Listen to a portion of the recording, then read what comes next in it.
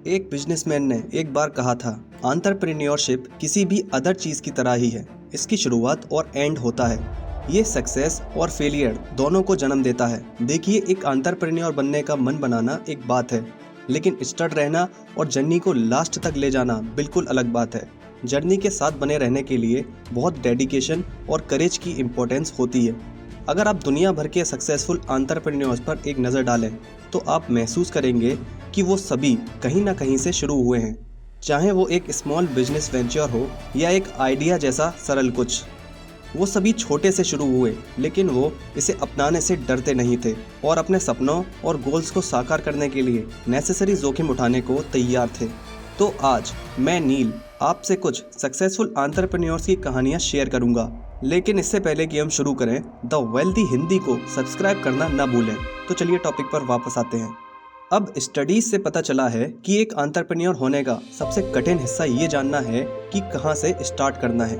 आपके पास कुछ आइडियाज या गोल्स हो सकते हैं जिनके बारे में आप पैशनेट हैं, लेकिन फिर आप अनश्योर हैं कि कैसे ये काम करेंगे या नहीं, या आप कभी कभी कंफ्यूज होते हैं कि किसका पालन करें।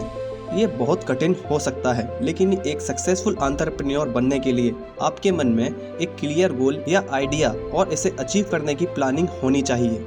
इंग्लिश बिजनेसमैन रिचर्ड ब्रेंसन की कहानी को देखें, जो एक सक्सेसफुल बिजनेसमैन और फिलैंथ्रोपिस्ट हैं। उन्होंने वर्जिन ग्रुप की स्थापना की, जो अब 30 से ज़्यादा कंपनियों का मालिक है। जब इन्होंने शुरुआत की तो उनके पास क्लियर विजन था कि वो करना क्या चाहते हैं। उनके दिमाग में एक आइडिया था, कुछ ऐसा जिसके बारे में वो पैशनेट थे। उनका आइडिया ऐसे बिजनेसेस को बिल्ड करना था जो कस्टमर्स को अच्छी वैल्यू और क्वालिटी प्रोवाइड करे। ये प्लान जिसने उनकी सक्सेस को आगे बढ़ाया, और ये वर्जिन ग्रुप के तहत सभी बिजनेसेस की नींव बनी हुई है। अगर आप एक सक्सेसफुल बिजनेसमैन बनना चाहते हैं तो ये इम्पोर्टेंट है कि आपके पास एक क्लियर गोल और एक आइडिया हो जिसके लिए आप जुनूनी हो। डिटेल में कहें तो आपके पास एक प्लान और इसे अचीव करने का एक तरीका होना चाहिए। आप ओवरवेल्म्ड महसूस कर सकते हैं और नहीं जानते कि कहां से शुरू करें। मेरे दोस्त, ये चुनें कि आप किस चीज़ के लिए पैशनेट हैं और इसे वायबल बिजनेस में बदलने का प्लान बनाना शुरू करने का एक ब्यूटीफुल तरीका है। अब जो कहा गया है, तो चलिए दूसरे फीचर पर चलते हैं जो एक एंटरप्रेन्योर के पास होनी चाहिए। वो फीचर है परसिवरेंस। जैसा कि आप सब जानते हैं, एक एंटरप्रेन्योर के तौर पर शुरुआत करना कोई आसान अचीवमेंट नहीं है। इसके लिए बहुत सारी कोशिश, बहुत ज़्यादा जोखिम लेने और बहुत टाइम की नीड होती है। लेकिन फिर भी इन सब के साथ सक्सेस बहुत धीमी हो सकती है।